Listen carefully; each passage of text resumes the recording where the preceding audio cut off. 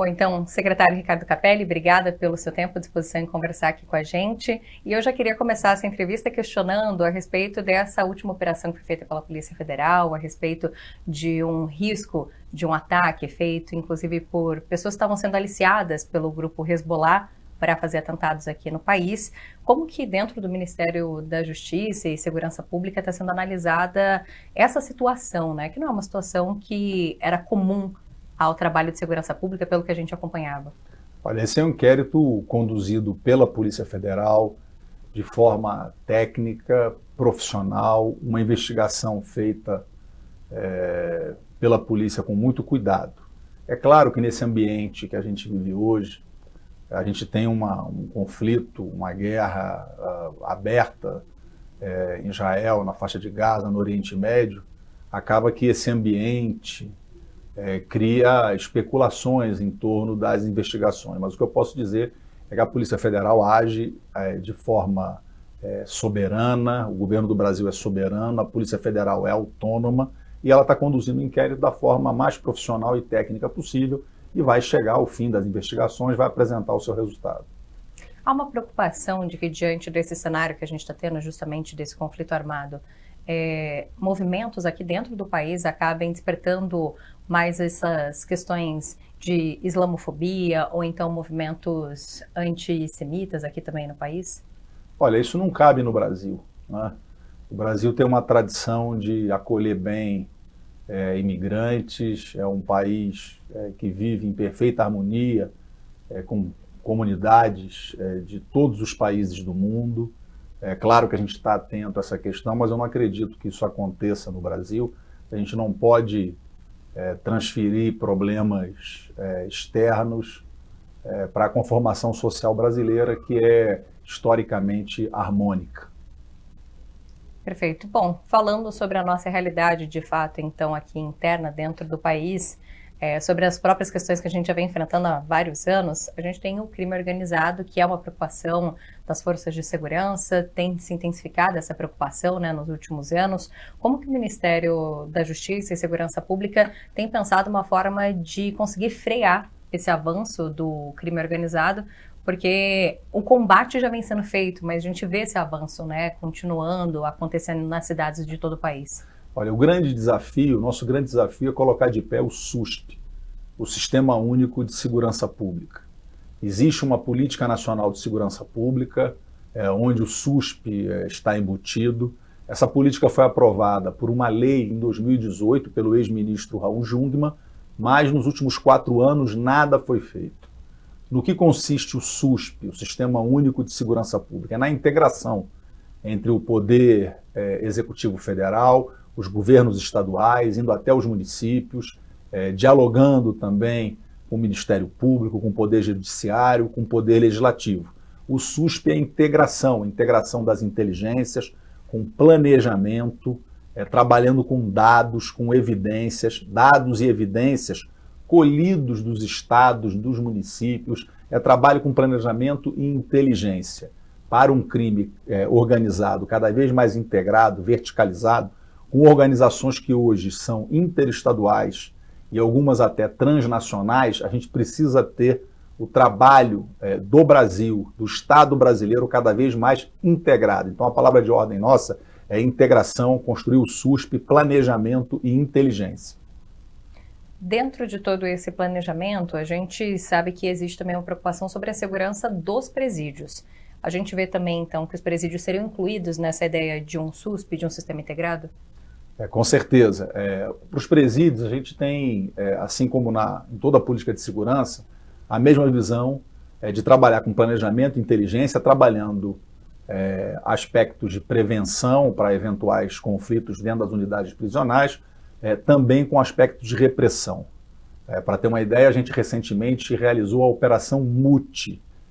Que operação foi essa? Em parceria com os estados, com tecnologia, a gente conseguiu identificar celulares ativos nas unidades prisionais e retirar esses celulares dessas unidades. Isso é muito importante, porque isso corta a comunicação do crime organizado. Para você ter uma ideia, apenas no Rio de Janeiro, num trabalho em cooperação com o governo do Rio, nós retiramos mais de 7.000 celulares das unidades prisionais.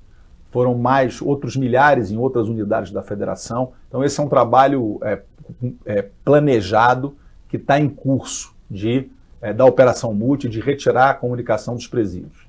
Então tem o trabalho de repressão, cortando a comunicação, tem o trabalho de requalificação das unidades prisionais, criando ambientes mais dignos, mas ao mesmo tempo também tem o trabalho, tem a questão da qualificação profissional e também do acesso à educação. Então nós estamos ainda esse ano adquirindo equipamentos para instalar nas unidades prisionais 270 fábricas de blocos sextavados, os chamados bloquetes de concreto, para pavimentação de ruas. Como exemplo, no Maranhão, nós construímos nas unidades prisionais 80 fábricas de bloquetes. E com essas fábricas nós pavimentamos centenas de quilômetros de rua. É uma forma do preso que está dentro da unidade prisional dele se qualificar, aprender um ofício e também prestar um serviço à sociedade. Uma vez que ele faz o bloquete, no caso do Maranhão, ele até sai para aplicar o bloquete na rua. Centenas de quilômetros foram pavimentados. A gente também vai construir fábricas para fabricação de móveis, fabricação de fardamento escolar e também unidades para implantação de ensino à distância nas unidades prisionais. A gente tem que se preocupar e cuidar para que aquela pessoa que cometeu um delito e que está cumprindo pena, que ela, ao sair da cadeia, não volte para o sistema. Que ela tenha ali, aprenda uma profissão, a sua família recebe um recurso em função disso, a sua pena é reduzida e a gente vai cuidando para que ele não volte para o sistema prisional, não cometa um novo delito. Ou até mesmo que dentro do presídio acabe se integrando a uma facção criminosa, talvez haja também essa preocupação dentro dessas ações? Com certeza, quer dizer, a gente apresentando alternativa também de trabalho, e aí ele trabalha, ele recebe, reduz a pena e ele dá retorno, também dá um retorno à sociedade, seja pavimentando ruas, seja fazendo uniforme para as escolas, então ele dá um retorno. Isso também cria uma alternativa para esse detento, para que ele não fique refém também de eventuais movimentações das organizações criminosas, das facções que tentam se estabelecer nessas unidades prisionais. O Ministério também tem acompanhado, acredito, essa movimentação envolvendo até os líderes de facções criminosas, né? A gente tem líderes de facções que estão em presídios atualmente, mas a gente teve aquele caso que aconteceu no mês passado, de um dos líderes de facção acabar tendo a prisão domiciliar autorizada por um juiz. E nessa situação toda também há esse questionamento a respeito de como ficam os tratamentos para essas questões de líderes de facção, como fazer justamente esse controle desses líderes de facções. Como que o Ministério tem observado o trabalho até para fazer esse controle, mais falando dos grandes líderes, não só também de outros criminosos que estão fazendo parte da facção, mas que não estão ali, digamos, nesse alto comando das facções? Nós temos feito um chamado a reflexão do conjunto da sociedade, temos dialogado com o CNJ, dialogado com o Poder Judiciário, com todo respeito à autonomia do Poder Judiciário, temos dialogado com o Legislativo. O que nos parece importante a reflexão, porque nós não podemos tratar aqueles que cometeram delitos de menor potencial ofensivo da mesma forma que nós tratamos líderes de facções criminosas que comandam organizações criminosas que ameaçam a vida, destroem a economia brasileira e afrontam a democracia. O CNJ tem se manifestado, tem agido de forma muito positiva. Recentemente nós vimos um caso na Bahia, onde um fundador de uma organização criminosa foi solto num plantão judiciário por uma decisão monocrática num domingo à noite. Essa decisão, 3 dias depois, foi revogada por outro desembargador, mas quando isso aconteceu, esse líder de facção já tinha fugido. Mas prontamente o CNJ, o Conselho Nacional de Justiça, reagiu e afastou o desembargador que soltou esse líder de facção. Então, esse é um diálogo que a gente tem feito, um chamamento, um chamado à reflexão para que a gente possa ter um olhar diferenciado. Não nos parece razoável tratar da mesma forma alguém cometer um delito menor que a gente trata um líder de facção. Bom, e o crime organizado também levou o governo a fazer o decreto de GLO no Porto de Santos, também tentando evitar o avanço a respeito do tráfico que chega através dos portos. E, bom, isso começou já no início dessa semana. Então, agora, sexta-feira, a gente já tem um parecer de como que está caminhando essa GLO, como que está sendo o trabalho lá no Porto de Santos? Veja, a Polícia Federal, que tem a responsabilidade de cuidar da segurança nas fronteiras, nos portos e nos aeroportos, possui cerca de 13 mil homens.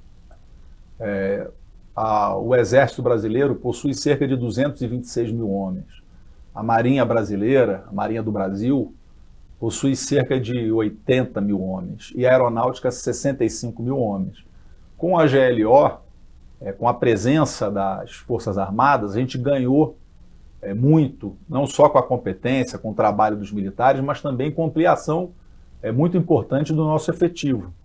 Sem a GLO, a Marinha, por exemplo, só poderia atuar no mar, na parte molhada do porto, não poderia atuar na parte seca do porto. Com a GLO, a Marinha vai atuar na parte seca dos portos de Itaguaí, do Rio e de Santos. Com a GLO também, a Aeronáutica vai poder atuar nos aeroportos do Galeão e de Guarulhos, que são aeroportos centrais do Brasil. Então, a gente está apostando muito nesse trabalho integrado. Volto à lógica do SUSP, do Sistema Único de Segurança Pública. A palavra-chave para enfrentar o crime organizado é integração.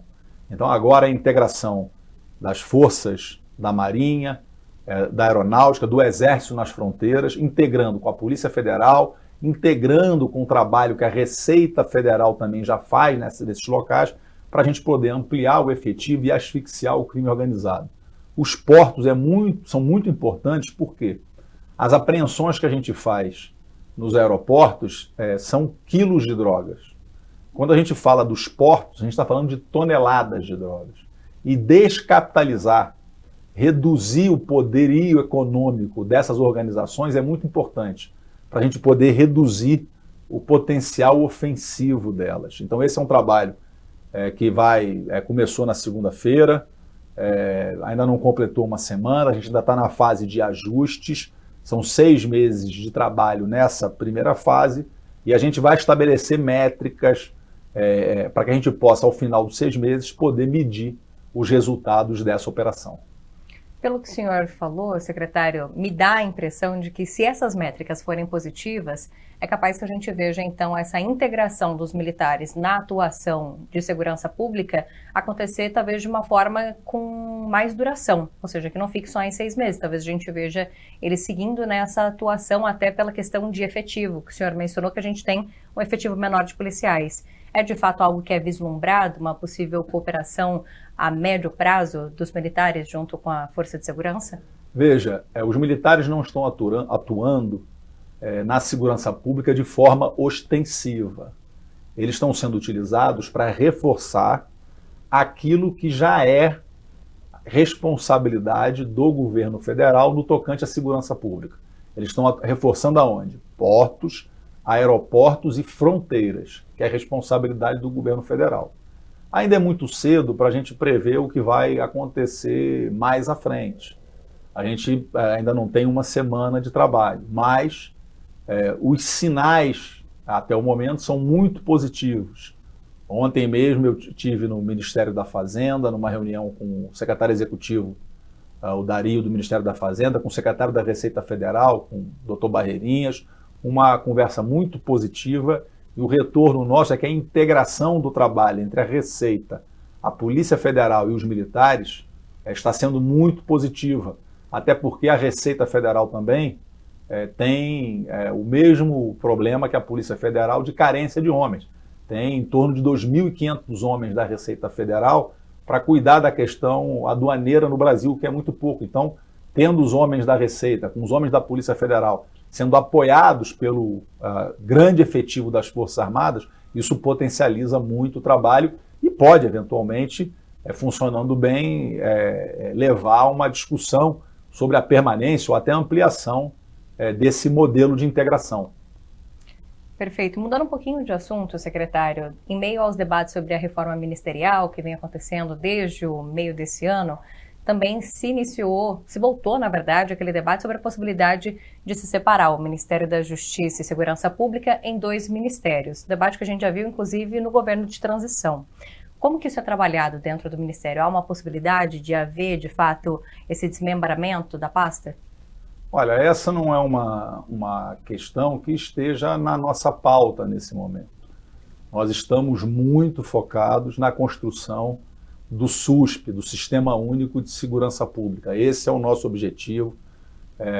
Todo mês nós temos colocado novas iniciativas de pé. Até o final de dezembro agora, nós vamos publicar diretrizes nacionais para a utilização de câmeras corporais por todas as polícias, o que é mais um passo na questão da unificação da Política Nacional de Segurança Pública. Então, esse é o nosso foco. Esse é um debate que, vez por outra, aparece, nós respeitamos, mas não nos parece ser o debate mais importante. Não nos parece que criar 1, 2 ou 3 ministérios resolva o problema. Não há bala de prata, não há solução mágica para a questão da segurança pública. É trabalho, trabalho, trabalho, integração, construir o SUSP, atuar com planejamento, com inteligência baseado em dados e em evidências. Inclusive, nesse ano a gente teve o ministro Flávio Dino informando que fez uma solicitação à Polícia Rodoviária Federal para revisar o normativo sobre como agir em diversas situações por conta do caso que a gente teve ainda no ano passado, de violência dos policiais rodoviários federais, enfim. E nesse sentido a gente vê também que em alguns estados brasileiros, como o estado da Bahia, chamou bastante atenção os dados a respeito de mortes que foram ocasionadas por policiais contra a população. Há também uma perspectiva de se fazer um manual como esse, como de uso de câmeras, também de ação da própria Polícia Militar, de outros campos da polícia, das forças de segurança? Olha, ninguém deseja a letalidade policial, a letalidade, o confronto urbano. Por isso a gente procura e estimula todas as polícias e tem dialogado com todos os estados para que atuem de forma inteligente, com planejamento, com inteligência, porque a inteligência ela consegue cumprir o objetivo com o mínimo de efeito colateral possível. Eu cito agora, recentemente, a Polícia Federal, lá no Rio de Janeiro, prendeu um líder de uma milícia, junto com integrantes, com 3 seguranças, sem dar um tiro, sem ter um disparo, sem ter um confronto. Esse é o nosso objetivo. Por isso nós vamos publicar as diretrizes para as câmeras corporais até o final do ano e também estamos discutindo a questão das corregedorias das polícias. Quer dizer, uma estratégia nacional de fortalecimento, de valorização e fortalecimento do trabalho das corregedorias, né? Isso, claro, em diálogo com o Ministério Público, que é quem tem a responsabilidade de fazer o controle da atividade policial. E, secretário, a gente teve esse primeiro ano de governo, estamos caminhando para o final do primeiro ano de governo, bastante agitado. O Ministério já se ocupou logo no início do governo com as questões envolvendo o 8 de janeiro, a própria segurança aqui no Distrito Federal, com a intervenção, a segurança também sobre possíveis atos políticos em todo o país. A gente viu a questão dos massacres nas escolas, que também levou o debate para dentro do Ministério, as questões das redes sociais, podendo provocar mais episódios de violência. Como que o senhor avalia esses desafios que foram enfrentados nesse primeiro ano de governo e o que é uma prioridade a partir desse primeiro ano para 2024? O que já está sendo vislumbrado? Olha, é um ano de muita intensidade, né? Muitas ações, e que no governo o nosso desafio é agir, porque a gente não tem a opção de olhar o problema e não tomar nenhuma atitude, e ao mesmo tempo que a gente age, a gente planeja. E a ação vai ajudando a ajustar o planejamento e esse planejamento também vai orientando a ação. Então esse é um trabalho em conjunto de ação e de planejamento. Você citou bem, né? um ano muito intenso. A gente teve o 8 de janeiro, teve a crise de segurança no Rio Grande do Norte, teve a crise lá em Roraima no território indígena Yanomami, a crise de segurança nas escolas, a situação da Bahia, a crise agora no Rio de Janeiro. Enfim, então foi um momento que exigiu muito do Ministério da Justiça e Segurança Pública, e ao mesmo tempo que a gente tomou a iniciativa para resolver essas questões, e dou aqui um exemplo concreto, só no que diz respeito à segurança nas escolas, nós já prendemos até esse momento mais de 400 pessoas que estavam planejando ataques a escolas. Isso significa centenas de vidas que foram preservadas, de crianças, de jovens que poderiam ter sido atacados nas escolas. Esse foi um trabalho efetivo do Ministério da Justiça e Segurança Pública em conjunto com os estados. Mas além dessas ações todas, claro que há todo um planejamento em curso. Nesse momento, quer dizer, o centro é o SUSP, o Sistema Único de Segurança Pública, mas nós temos uma série de ações, cito algumas. Nós vamos construir 40 casas da mulher brasileira ao longo do ano que vem. São equipamentos fundamentais, porque eles agregam uma série de serviços de apoio às mulheres vítimas de violência. Isso é um eixo estruturante, central nosso, o combate à violência contra a mulher. Nós vamos construir também 60 convives, que são centros de lazer, cultura, esporte, qualificação profissional, de serviços com foco na juventude, nas regiões de maior vulnerabilidade social das grandes cidades. Então serão 60 convívios. Então são uma série de políticas. Nesse momento, nós estamos dando curso a 100 mil bolsas de formação para policiais. O Bolsa Formação, estamos pagando R$900 para os policiais fazerem cursos de formação. Então são uma série de ações, diretrizes para as câmaras corporais, Bolsa Formação para os policiais, Casa da Mulher Brasileira, Convive, Enfoque, que é a Estratégia Nacional de Enfrentamento ao Crime Organizado. Então são uma série de ações. O Plano AMAS agora, que o ministro Flávio Dino lança e está assinando nesse momento com o presidente do BNDES Mercadante, serão 2 bilhões de reais investidos em segurança pública na Amazônia brasileira. 34 novas bases de segurança na Amazônia, o maior investimento em segurança pública da história da Amazônia. Então muita coisa já aconteceu, tem muita coisa em curso e o nosso planejamento segue para que todas essas ações estruturem a política nacional e coloquem de pé o Sistema Único de Segurança Pública. O senhor avalia, inclusive, que nesse ano o contato com os governadores de todo o país conseguiu ser efetivo para caminhar justamente nessa integração a respeito de como vai ficar o trabalho de segurança pública dentro de toda a questão do federalismo? Nós seguimos fielmente a determinação do presidente Lula. Nós não olhamos coloração partidária, coloração ideológica de nenhum governador e de nenhum prefeito.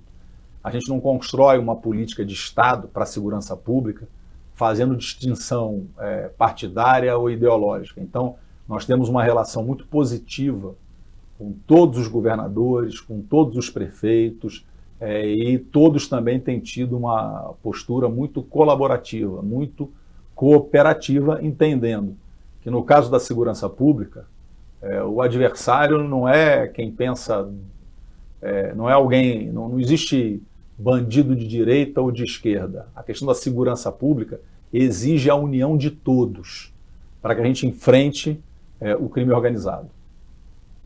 Perfeito, muito obrigada, secretário, de novo, pelo seu tempo à disposição em responder nossas perguntas. O espaço fica sempre aberto. Muito obrigado, foi um prazer conversar com você e com todos que nos acompanham.